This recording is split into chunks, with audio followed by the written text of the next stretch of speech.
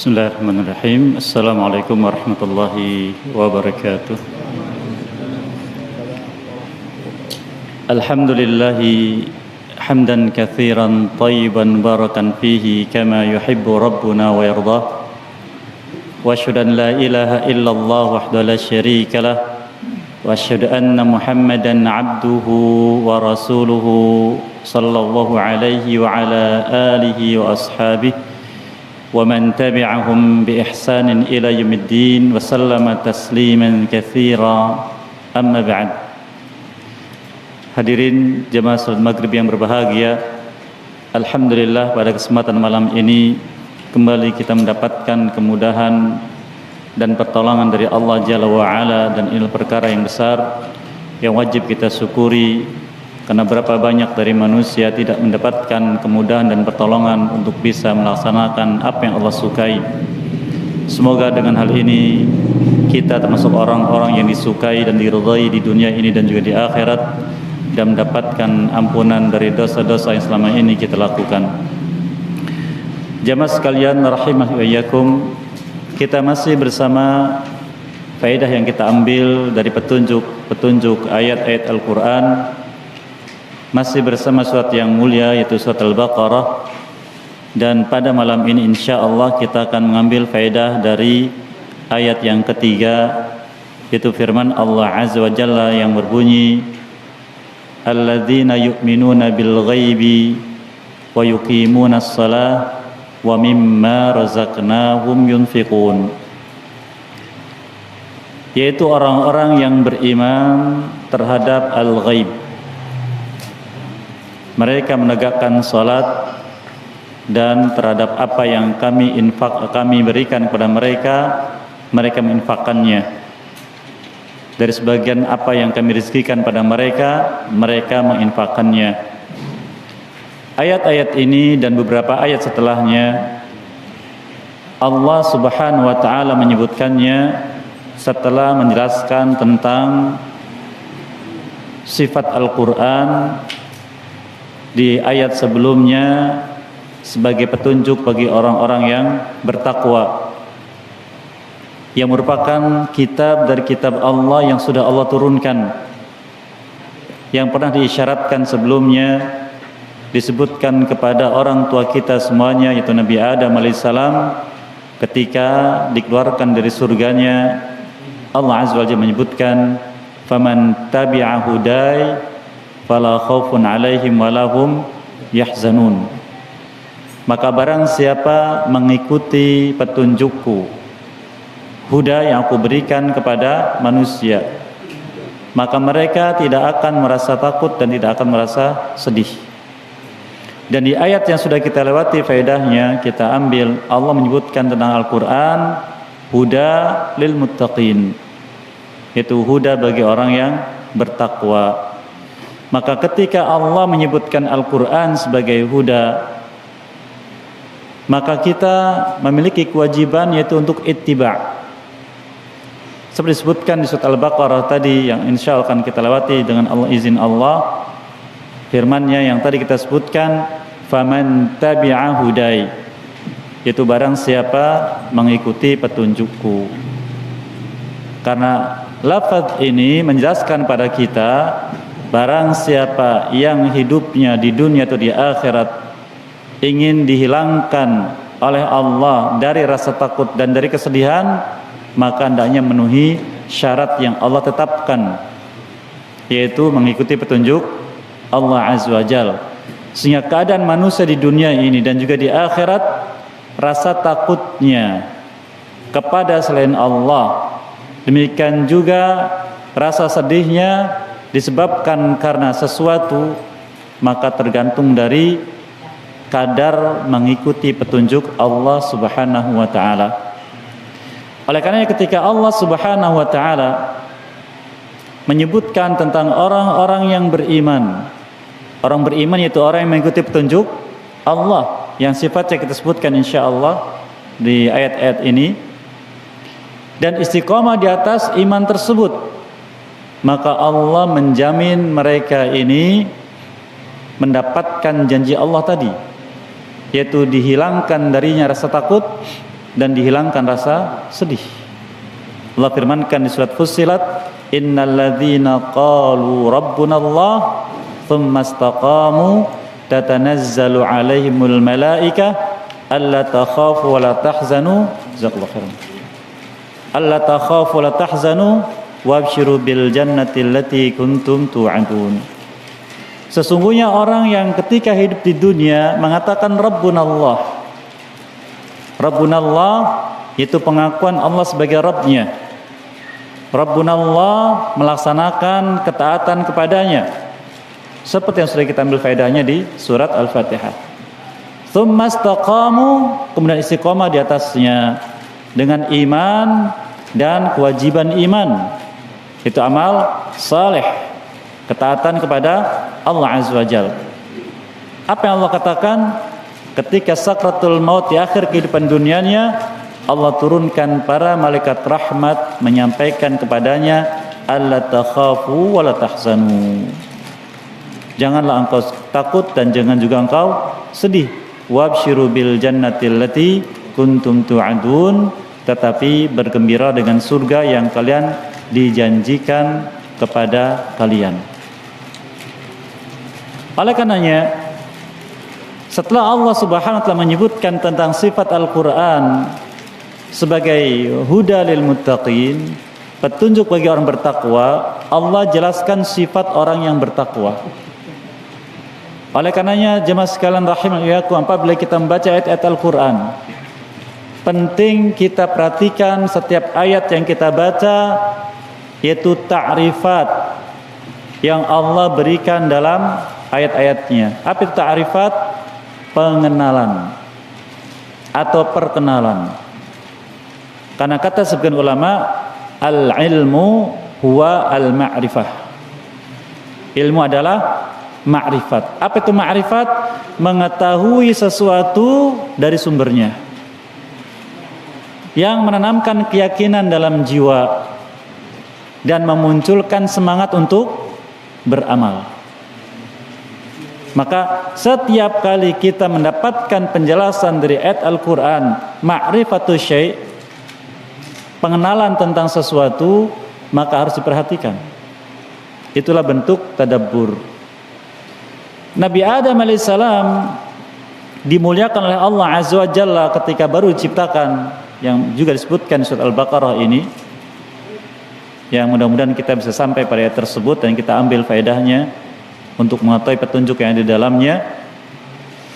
Allah mengajari pada Nabi Adam alaihissalam ma'rifatul asya fil jannah, pengenalan segala sesuatu di dalam surga. Allah katakan wa 'allama Adamal asma'a kullaha, dan Allah mengajari ilmu kepada Nabi Adam alaihissalam tentang seluruh nama sesuatu yang ada di surga. Apakah sekedar nama? Tidak. Al-ism ma'a haqiqatihi, yaitu nama dengan hakikatnya, dengan wujudnya, segala sesuatu. Oleh karena di antara hikmah Allah Azza wa Jalla yang juga nanti akan disebutkan ayatnya berikutnya, ketika Allah Azza wa Jalla melarang Nabi Adam alaihissalam untuk mendekati satu batang pohon, Allah katakan wala taqraba hadhihi syajarah, jangan kalian berdua dekati pohon ini. Pertanyaannya, apakah Nabi Adam alaihissalam tidak tahu pohon itu? Tahu tidak kira-kira? Tahu tidak? Pak ragu? Tahu. Ayatnya wa 'allama Adamal asma'a kullaha. Allah ajarkan semuanya. Beliau tahu hakikatnya. Namun ada hikmah Allah Azza wa Jalla, Allah sembunyikan pohon apa itu di Quran, tidak disebutkan. Sehingga oleh tafsir berbeda pendapat. Sebagian mengatakan pohon sidr, bidara, sebagian mengatakan pohon ini. Hakikatnya tidak dijelaskan. Itu ada hikmah khusus. Ada hikmah khusus. Sehingga apabila kita paham tentang ta'rifat, yaitu pengenalan dari Allah Azza wa Jalla dalam Al-Quran, Allah dalam Al-Quran memperkenalkan pertama siapa dirinya. Ini wajib kita perhatikan ayat-ayat ini agar kita bisa bersikap dengan benar kepada Allah. Nah, ini nanti kita dalam faedah makna dari al-ghaib insyaallah. Jadi terhadap Allah. Yang kedua, Allah memperkenalkan tentang siapa hamba-hambanya yang Dia cintai dengan berbagai macam istilah. Ada muttaqin, ada mukminin, ada muslimin dan sebagainya. Dengan berbagai metode dan cara yang Allah sampaikan dalam ayat yang mulia. Yang ketiga, Allah memperkenalkan tentang siapa saja yang dibenci dan dimurka. Seperti yang sebutkan ulaika humul fasiqun wa ulaika humul kafirun dan semisalnya. Maka wajib kita tahu agar kita tidak terperosok ke dalamnya. Sebagaimana kata sebagian salaf menyebutkan a'rifus syarra laysa li syarri walakin liyatawaqqi minhu. Wa kam min man lam ya'rifis syarr waqa'a fihi. Aku tahu keburukan bukan untuk aku kerjakan, tapi agar aku bisa waspada dan menghindarkan diri dari keburukan tersebut. Karena berapa banyak dari orang yang tidak mengetahui keburukan terperosok ke dalamnya. Ini yang ketiga. Yang keempat, mengenal janji Allah yang terkait dengan orang yang dicintai, khususnya tentang surga. Allah perkenalkan surga dengan banyak bentuk, sehingga memotivasi kita untuk mendapatkannya. Dan yang kelima, Allah memperkenalkan kepada kita tentang apa yang akan Allah berikan bagi orang yang dimurka, baik di dunia atau di akhirat. Maka ma'rifah ini penting. Oleh karena contohnya dalam mengenal Allah Subhanahu wa ta'ala, Allah menyebutkan dengan lafaz Allah atau huwa atau alladzi. Contohnya di surat Al-Ikhlas, Qul huwallahu ahad. Allah perkenalkan siapa? Dirinya. Di surat Al-Hasyr, huwallahu la ilaha illahu alimul ghaibi dan seterusnya. Ayat semacam ini bukan sekedar ayat dibaca tanpa makna. Itu Allah menjelaskan kepada kita tentang siapa? Tentang dirinya. Agar kita tahu sikap kita kepada Allah. Tahu sikap kita kepada Allah. Karena takwa kepada Allah Azza wa Jalla adalah bagaimana seorang hamba bisa bersikap dengan benar terhadap apa yang Allah tetapkan dalam kehidupan di dunia ini. Demikian juga Allah firmankan di awal surat Tabarak, alladzi khalaqal mauta wal hayata liyabluwakum ayyukum ahsanu amala. Dia, itu Allah Azza wa Jalla, memperkenalkan dirinya yang telah menciptakan kematian dan kehidupan untuk menguji kalian. Apa yang Allah inginkan dari kita? Ayyukum ahsanu amala. Siapa dari kalian yang paling baik amalnya? Nah, ayat-ayat semacam ini itu menjelaskan kepada kita bagaimana harusnya kita bersikap dalam kehidupan. Sikap kita kepada Allah, sikap kepada diri sendiri, sikap terhadap sesama dan sebagainya. Barang siapa memperhatikan ayat-ayat tersebut, maka dia mendapatkan petunjuknya. Bila tidak, maka dia tidak mendapatkan petunjuknya. Baik, kita kembali kepada ayat yang mulia ini. Allah Ta'ala menyebutkan setelah menjelaskan Al-Quran sebagai petunjuk bagi orang yang bertakwa, Allah menyebutkan sifat pertama, alladzina yu'minuna bil ghaib. Sifat pertama, orang-orang yang beriman terhadap perkara yang ghaib. Allah tidak katakan alladzina yu'minuna billah. atau alladzina yu'minuna bi rabbihim. Pada di Al-Fatihah bagaimana? Alhamdulillahi rabbil alamin, arrahmanir rahim, maliki yaumiddin. Allah perkenalkan siapa? Dirinya. Di sini disebutkan alladzina yu'minuna bil ghaib. Sebagaimana sudah disebutkan di majlis yang lalu, sebagian ulama menjelaskan al-ghaib ada dua makna dan keduanya tidak bertentangan. Ini biasa ulama tafsir dan ulama pada umumnya ketika mendapatkan suatu istilah mereka ada beberapa pendapat. Sehingga metode ulama pada umumnya, apabila pendapat-pendapat itu dari satu arah maka digabungkan. Bila dari arah yang berbeda tetapi memiliki kemungkinan yang sama, maka bisa ini dan bisa itu. Tapi kalau bertentangan, maka yang diambil satu. Ini metode mereka dalam ilmu syar'i, dalam hal apapun, baik dalam tafsir, dalam hukum, dan yang lainnya. Al-ghaib yang pertama, tidak sedikit dari ulama tafsir mengatakan yaitu Allah Azza wa Jalla. Allah Azza wa Jalla, zat yang ghaib. Yang kedua, kembali kepada manusianya. Alladzina yu'minuna bil ghaib. Alladzina yu'minun itu orang yang beriman umum. Beriman kepada apa? Beriman kepada Al-Qur'an dan petunjuk yang ada di dalamnya. Bil ghaib, ketika dia seorang diri. Oleh karena hakikat iman itu adalah bagaimana seseorang yakin terhadap apa yang ditunjukkan oleh Al-Qur'an, khususnya tentang Allah Subhanahu wa taala, ketika tidak seorang pun melihatnya. Itulah ghaib. Namun manusia pada umumnya memahami ghaib adalah apa itu?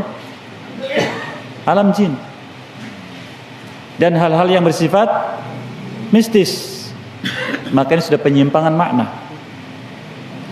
Makna al-ghaib adalah segala sesuatu yang tidak bisa dijangkau oleh manusia dengan kemampuan apapun. Dengan kemampuan apapun. Fir'aun ketika mendapatkan penjelasan dari Nabi Musa alaihissalam tentang keberadaan Allah Subhanahu wa taala, dia berkata kepada panglimanya Haman, mengatakan, ya Haman ibnu li sarha, wahai Haman, bangunkan tuku sarh, tangga ke atas, bangunan tinggi, la'alli ablughul asbab, agar aku bisa sampai pada asbab, yaitu sesuatu yang sampai pada langit. Asbab as-samawat, tangga-tangga menuju langit.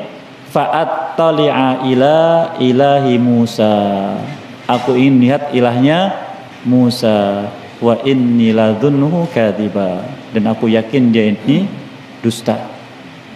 Fir'aun sebelum manusia menciptakan pesawat-pesawat sampai ke bulan dan semisalnya, dia sudah melakukannya untuk membuktikan kebenaran dakwah Nabi Musa alaihissalam. Sekarang petunjuknya yang kita ambil. Fir'aun sendiri ingin membuktikan bahwa Allah ada di mana? Di atas, di langit. Berarti dia ingin membuktikan seruan siapa? Nabi Musa alaihissalam. Ini jelas. Nanti akan kita sebutkan insyaallah bagaimana adab kita terhadap ayat-ayat yang bicara tentang Allah, zatnya, sifatnya, dan perbuatannya insyaallah ta'ala. Dia ingin membuktikan kebenaran ucapan Nabi Musa alaihissalam, tapi tidak dia jumpai. Karena Allah zat yang gaib. Tidak bisa dijangkau oleh manusia betapapun tinggi dan dalamnya ilmu mereka. Allah sudah tegaskan di ayat kursi, wala yuhituna bihi ilma. Manusia tidak akan bisa menjangkau Allah secara ilmu sedalam apapun ilmunya, setinggi apapun ilmunya, tidak akan bisa. Ini penegasan. Oleh karenanya ketika kita berhadapan dengan ayat-ayat Allah yang bicara tentang zat Allah atau sifatnya atau perbuatannya, wajib cukup beriman. Wajib cukup beriman. Tidak mencari tahu lebih dalam tentang hakikatnya, tentang wujudnya, tentang apapun yang bisa dilihat oleh mata atau bisa didengar oleh telinga, kecuali dari berita wahyu. Kecuali dari berita wahyu. Maka untuk bisa meyakinkan kita tentang iman kita kepada Allah, yang apabila sudah sampai pada kadar ini Allah memuji orang tersebut masuk dalam kategori ar-rasikhuna fil ilmi. Siapa ar-rasikhuna fil ilmi? Orang yang dalam ilmunya terkait dengan ayat-ayat Allah Azza wa Jalla yang disebutkan di awal surat Al-Imran, war-rasikhuna fil ilmi yaquluna amanna bihi kullun min indi rabbina. Orang yang dalam ilmunya tentang wahyu Allah Azza wa Jalla, mereka berkata, kami beriman dengan itu semua. Masuk akal tidak masuk akal, sesuai dengan pemikiran saya tidak sesuai, kami beriman, semuanya datang dari Rabb kami, dari Allah Azza wa Jalla. Maka apabila kita berhadapan dengan ayat-ayat Allah atau sifat-sifat Allah yang dijelaskan Nabi-Nya sallallahu alaihi wasallam, maka sikap kita pertama adalah memahami makna yang disebutkan dalam ayat atau dalam hadis Nabi SAW yang sahih sesuai dengan makna yang terkandung dalam bahasa yang digunakan. Makna secara bahasa. Mengapa begitu? Allah menegaskan sendiri bahwa Al-Quran berbahasa apa Bapak Ibu? Bahasa Arab. Maka fahami lafaz itu dengan bahasa Arab yang asli. Jangan disimpangkan ke sana, jangan disimpangkan ke sini. Bahasa Arabnya maknanya apa? Ini cukup. Allah firmankan di surat Az-Zumar, Qur'anan Arabiyan ghaira dhi iwaj. Quran ini berbahasa Arab, tidak mengandung penyimpangan. Tidak mengandung penyimpangan. Ini yang pertama. Apa bahasa Arabnya? Ini maknanya dalam bahasa Arab, itu cukup. Ini yang pertama. Yang kedua, jangan menggambarkan makna itu dengan yang bisa kita lihat wujudnya dengan mata, atau bisa kita sifati dengan telinga kita. Jangan. Mengapa begitu? Allah menegaskan bahwa di surat Asy-Syura, laisa kamitslihi syai'un. Tidak ada yang sama dengan Allah sama sekali. Tidak bisa dimisalkan Allah dengan apapun. Wa huwas samiul basir. Allah as-sami'. Silakan, as-sami' bahasa Arab apa maknanya? Al-basir apa bahasa Arab maknanya? Tapi kan ada kemiripan. Iya, secara makna. Secara kaifiat, secara wujud, Allah katakan bagaimana? Laisa kamitslihi syai'. Tidak ada yang semisal dengan Allah sedikit pun. Dua. Yang ketiga, tapi Ustaz tidak bisa dicerna dengan akal. Tapi gimana? Yang ketiga, Allah berfirman di surat Al-Anbiya, la yus'alu amma yaf'alu wahum yus'alun. Allah tidak ditanya mengapa, bagaimana, Kenapa harus begini, harus begitu? Tidak. Manusia yang akan ditanya. Jadi kita tanyakan, yang memberitakan Allah begini siapa? Allah, cukup. Tidak usah bertanya. Tapi kan, kalau sudah tapi kan kemana larinya? Ke akal dan menyamakan.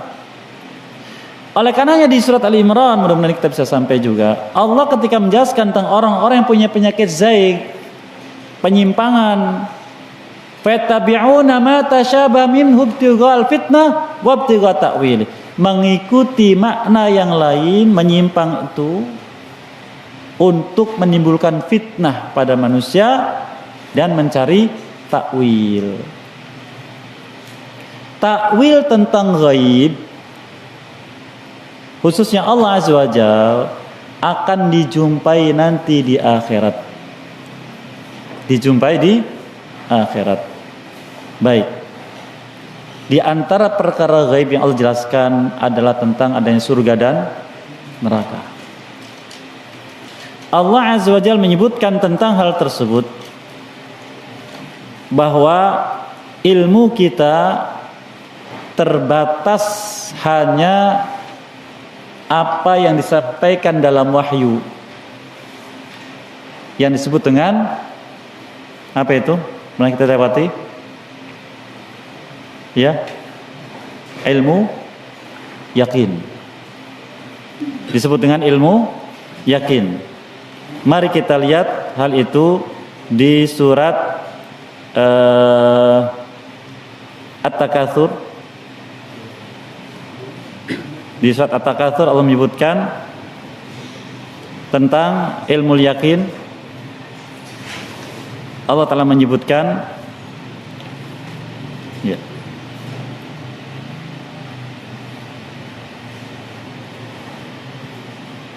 Allah menyebutkan, kalla lau ta'lamuna ilmal yaqin, sekali-kali tidak, sebenarnya mereka orang kafir itu mengetahui tentang azab api neraka. Ilmal yakin, dari mana ilmal yakin? Dari wahyu. Berita dari wahyu menjelaskan tentang keadaan surga, keadaan neraka, menjelaskan tentang ini, tentang ini. Kita tidak melihat, kita tidak mendengar hakikatnya. Nabi kita menyebutkan sallallahu alaihi wasallam, Allah azza wa jalla menyebutkan, a'dadtu li'ibadi ma la 'ainun ra'at wala udhunun sami'at wala khatara fi qalbi bashar. Aku sudah persiapkan untuk para hambaku, itu surga, sesuatu yang belum pernah dilihat mata, sesuatu yang belum pernah didengar oleh telinga nikmatnya, dan belum pernah terbersit dalam hati. Padahal Allah Azza wa Jalla menyebutkan di Al-Quran banyak nikmat surga. Silakan baca surat Ar-Rahman, baca surat Al-Waqi'ah dan yang lainnya. Allah sebutkan, contohnya firmankan, innal muttaqina fi jannati wa uyun.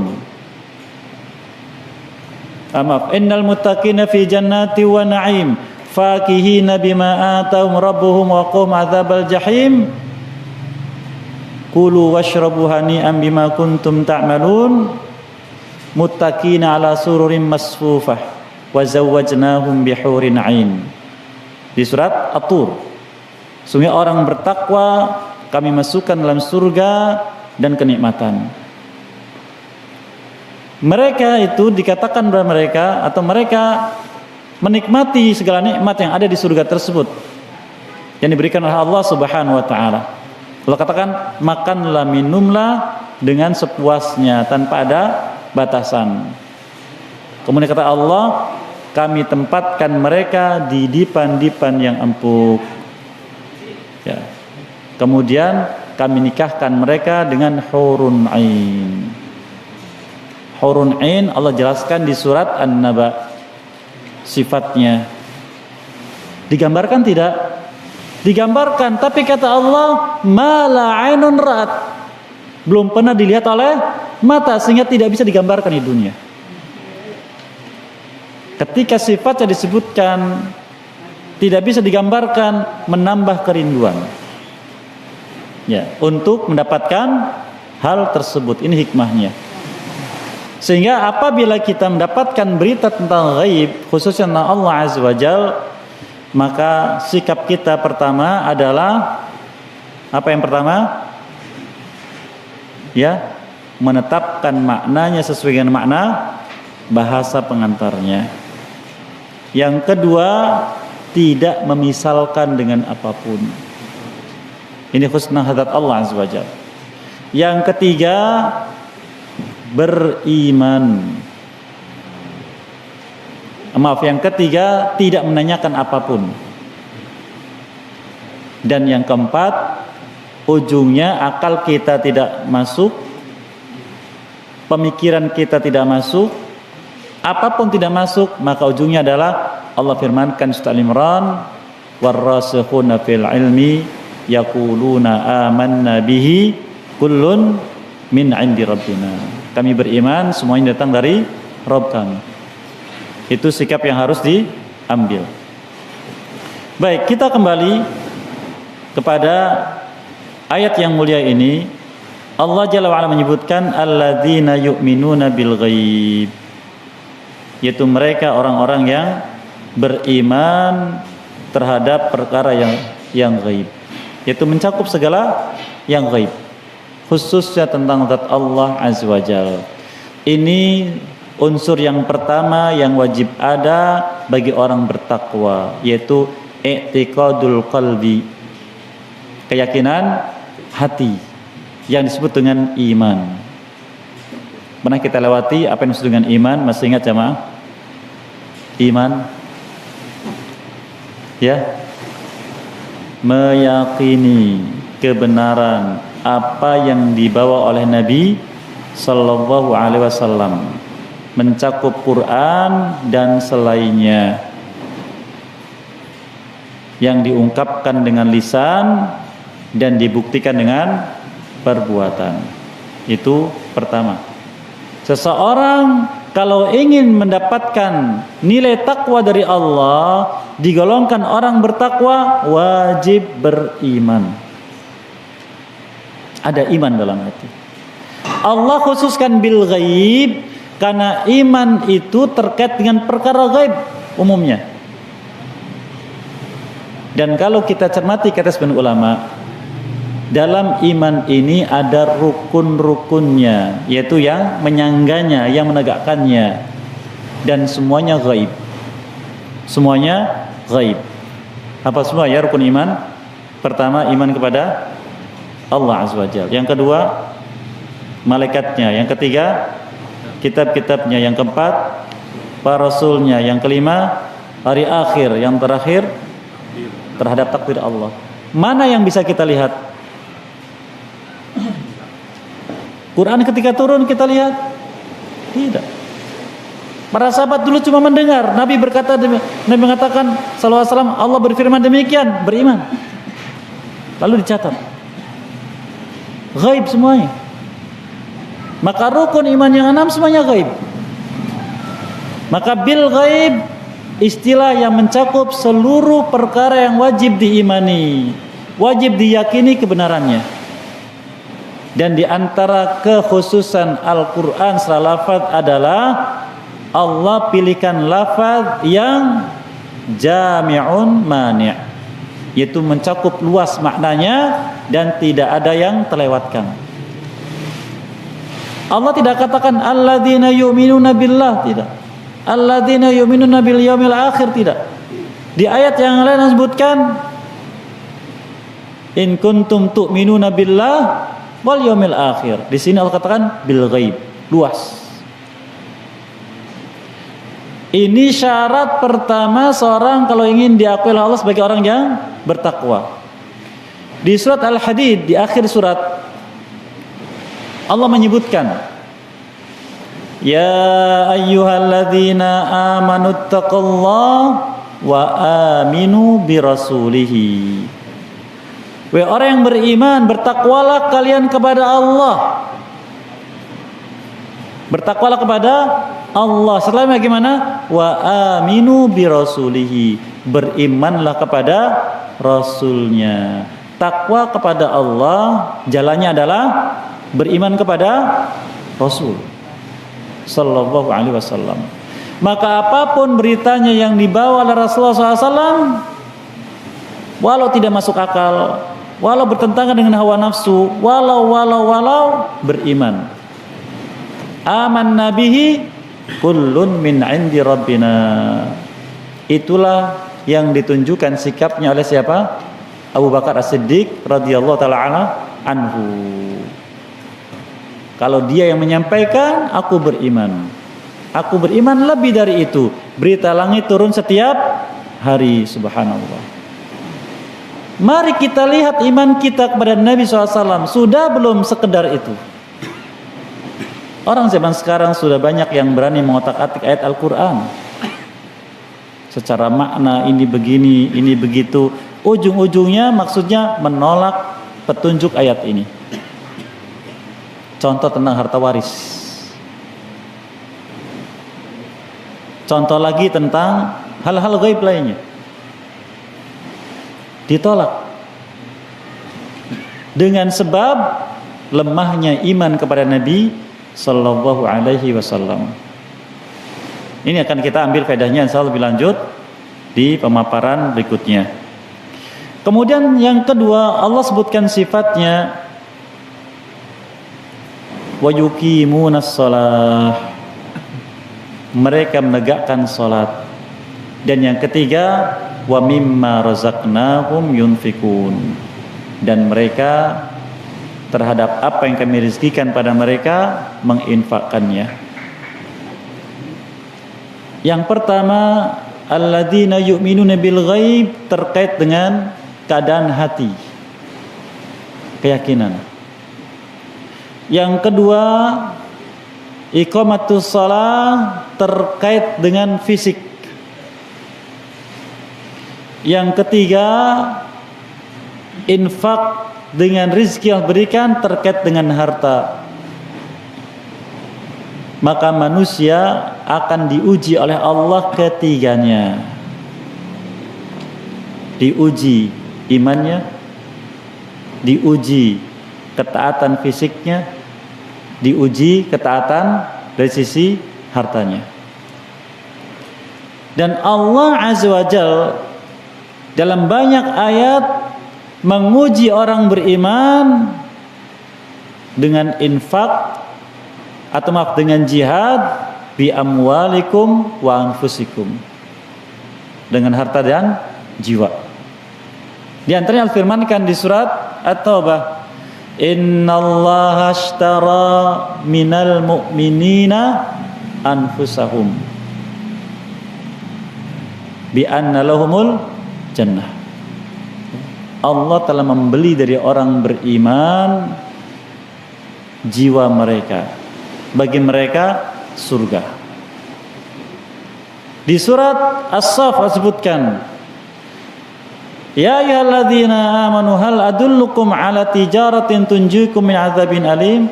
Wahai orang beriman, maukah aku tunjukkan pada kalian suatu perniagaan yang menyelamatkan kalian dari adab yang pedih? Lalu Allah sebutkan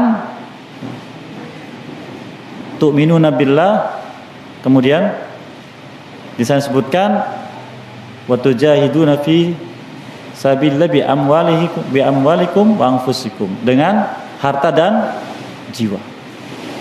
Diuji oleh Allah ketiganya.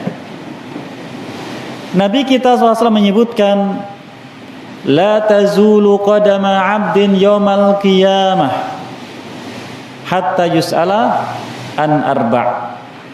Setiap jiwa manusia, setiap anak Adam tidak akan diizinkan melangkahkan dua kakinya pada hari kiamat sampai ditanya tentang 4 perkara. Yang pertama, an ilmihi, tentang ilmunya. Di mana tempatnya ilmu? Di mana tempatnya ilmu? Di hati. Ilmu membuahkan keyakinan. Allah firmankan di surat Al-Isra, wala taqfu ma laysa laka bi'ilmun. Jangan kau ikuti apa yang kau tidak punya ilmunya. Yang kedua, an syababihi fima ablah. Tentang syabab. Apa itu syabab? Fisiknya. Ketika masih muda, masih kuat. Untuk apa? Sampai rusak. Sampai tulang-tulangnya linu. Usia berapa tulang linu? Yang pengalaman 40 tahun. Sehingga syabab itu sampai 40 tahun. Lebih dari itu bukan lagi syabab, tapi syaibah. Sudah masuk masa tua. Ditanya, untuk apa fisik kuatnya? Tubuhnya ini. Untuk ketaatan atau untuk maksiat? Yang masih di bawah itu usianya, tinggal perbaiki diri. Yang sudah lewat bagaimana? Tinggal bertobat dan istighfar. Yang ketiga, wa'an umrihi. Tentang umurnya. Fima afnah, untuk apa dihabiskan? Di mana umur digunakan untuk mendapatkan ilmu, digunakan untuk beramal. Dan yang keempat, wan malihi min aina iktasaba wa fima anfaqah. Hartanya dari mana didapat, kemana dibelanjakan. 3 ini yang penting. Dan 4 perkara tadi kembali kepada 3 ini. Sehingga mari kita lihat keyakinan kita, iman kita. Sudah lurus atau belum? Sehingga masing-masing kita wajib meluruskan pemahaman rukun-rukun iman.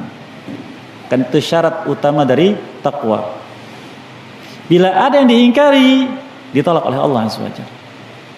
Jangan sampai kita masuk ke dalam golongan yang ayat yang kita lewati insyaallah. Bila Allah mengizinkan, wa minan nasi may yaqulu amanna billahi wa bil yaumil akhir wa ma hum bimu'minin. Di antara manusia ada yang mengatakan kami beriman pada Allah, kami beriman pada hari akhir, padahal mereka kata Allah bukan orang beriman. Apa sebabnya? Karena ada bagian dari rukun-rukun iman yang diingkari. Kata sebagian ulama, setiap rukun iman punya cabang. Setiap rukun iman punya cabang. Barang siapa mengingkari satu cabang dari satu rukun, berarti mengingkari rukun tersebut. Barang siapa mengingkari rukun itu, maka tidak dianggap imannya. Tidak dianggap imannya, gugur. Maka mari kita kenali tentang iman, rukun-rukunnya, dan apa saja yang terkait dengannya, kita imani. Walau mungkin belum bisa kita buktikan dalam amal, tapi minimalnya iman dulu. Ini yang pertama. Yang kedua, tentang amal fisik, ketaatan. Dan Allah Azza wa Jalla menyebutkan salat ada hikmah. Nabi kita menyebutkan sallallahu alaihi wasallam, awwalu ma yuhasabu bihil abdu yaumal qiyamati min amalihi. Apa itu? Salatuhu. Amal pertama yang akan dihisab setiap hamba oleh Allah pada hari kiamat adalah salatnya. Maka salat yang paling utama dari amal. Maka cermati, tidaklah Allah menyebutkan sesuatu melainkan itu penting. Yang ketiga tentang infak. Sesuatu yang paling disuka oleh manusia adalah harta. Sehingga mereka dengan harta itu menjadi bakhil, dan itu sifat manusia. Menumpahkan darah, berbuat apapun untuk harta. Maka berinfak sering Allah sebutkan sebagai tanda dari iman yang nampak. Semakin kuat imannya, semakin dia belanjakan hartanya sebanyak-banyaknya. Cukuplah barangkali teladan kita pada generasi awal umat ini, khususnya para khulafaur rasyidin yang 4, yang mereka menjadi teladan kita semuanya. Dan insya Allah tentang perkara ini, tentang salat, akan kita ambil faedahnya lebih khusus di majlis berikutnya insya Allah. Demikian juga tentang infak dan tentang unsur-unsur lain dari ketakwaan bila Allah mengizinkan. Ini barangkali faedah yang bisa kita ambil di majlis yang mulia ini, karena waktu sudah masuk Isya, dan apa yang ingin disampaikan nanti setelah adzan Isya barangkali yang benar datang dari Allah Azza wa Jalla. Semoga kita diberkahi dan dimudahkan untuk bisa mengamalkannya, dan apa yang keliru datang dari hawa nafsu dan syaitan. Semoga Allah maafkan kita semua, dan semoga senantiasa membimbing langkah kita menuju jalan yang lurus, menuju keridhaan Allah Azza wa Jalla, dan menjadikan kita hamba-hamba yang ridhai di dunia ini dan dunia di akhirat. Wallahu walidzalikal qadir alaih. Wa sallallahu Muhammadin wa ala alihi wa sahbihi ajmain wa qad'wana alhamdulillahi rabbil alamin. Tafadhal, barangkali ada yang ingin disampaikan terkait dengan faedah tadi atau yang lainnya.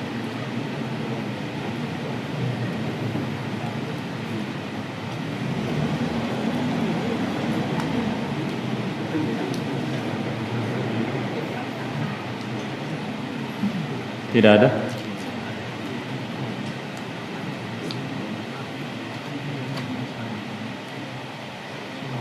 Tafadhal. Waalaikumsalam.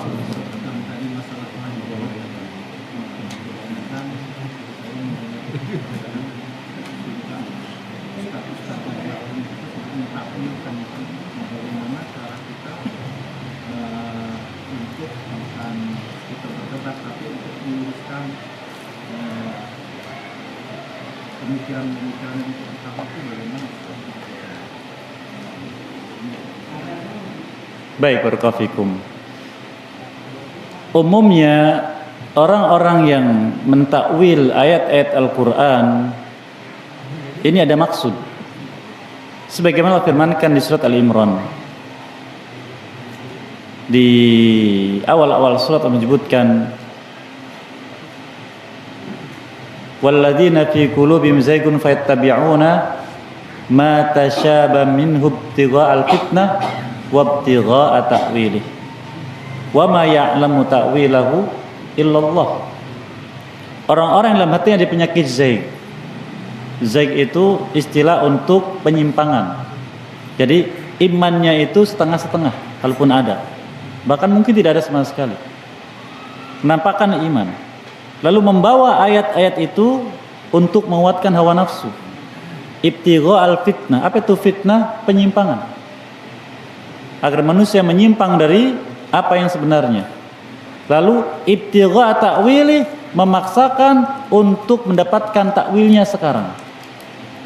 Kita sebutkan tadi di antara surat At-Takatsur yang terkait dengan masalah ghaib, khususnya Allah Azza wa Jalla.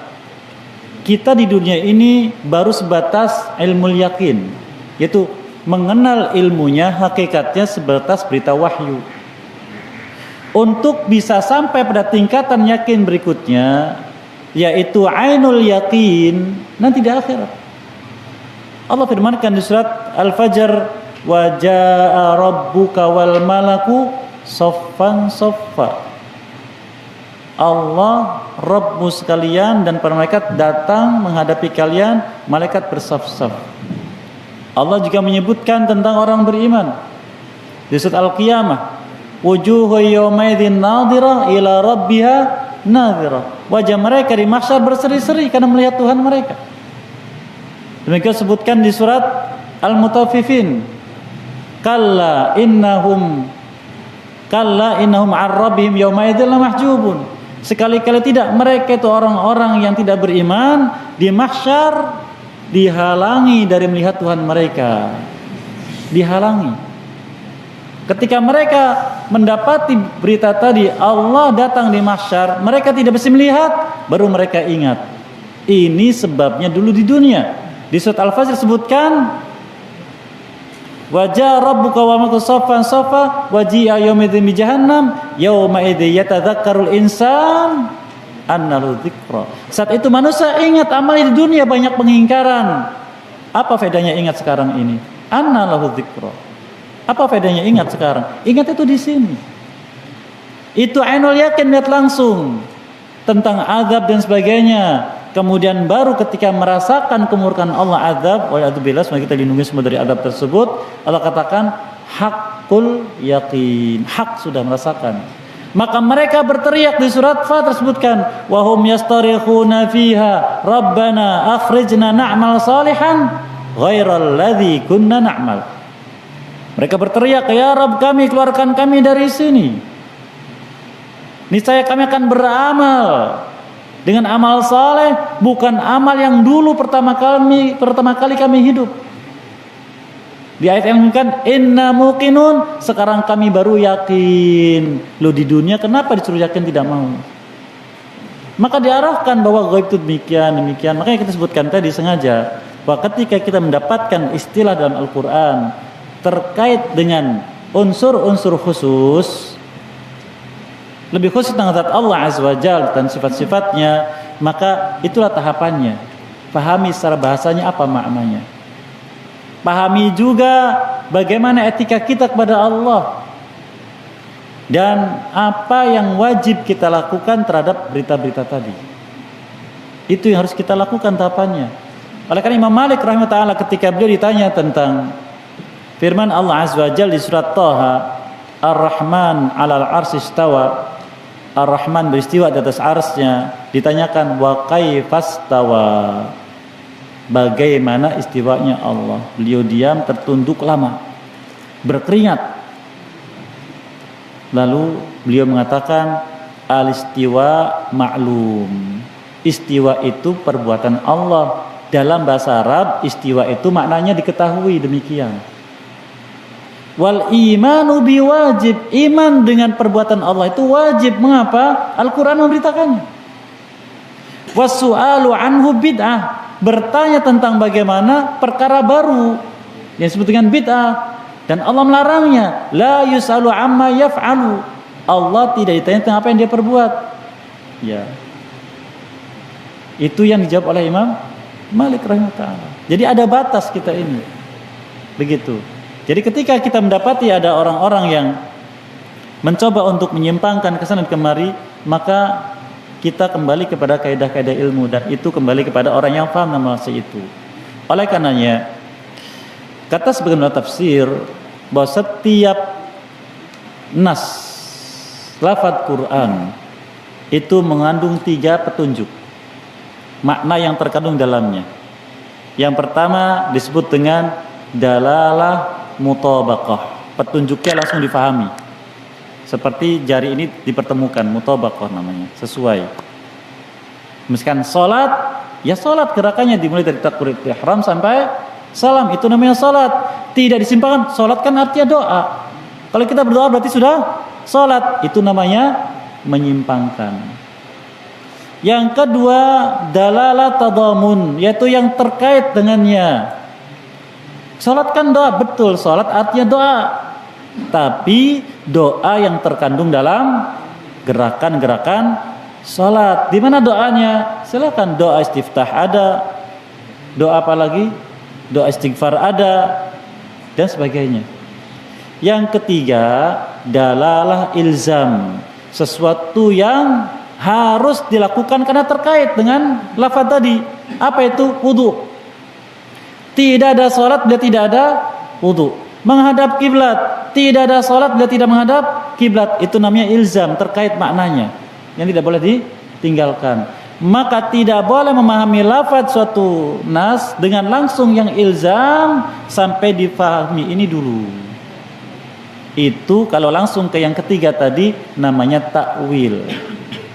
Contoh di surat Al-Lail, illa ibtigha'a wajhi rabbihil a'la. Lafadznya illa ibtigha'a wajhi rabbihi al-a'la. Apa itu wajah? Apa wajah? Wajah, mana dalam bahasa Arab dikenal wajah seperti itu. Wajah siapa? Rabbihi, Rabbnya. Oh, wajahnya Allah Azza wa Jalla. Apakah disimpangkan kepada ridha? Tidak, tetapkan maknanya dulu mutabaqah sesuai, tapi kita ketika terkait dengan sifat Allah ada batas yang tadi kita sebutkan. Maka di antara makna ilzam yang terkandung adalah seorang hamba bisa melihat wajah Allah di akhirat nanti, berarti dia diridhoi oleh Allah perbuatannya. Wala saufa yarda, Allah akan ridho kepadanya. Begitu tahapannya. Wallahu a'lam bishawab. Cukup, silakan, fadhal. Ada seseorang yang bertanya tentang sujuud sahwi.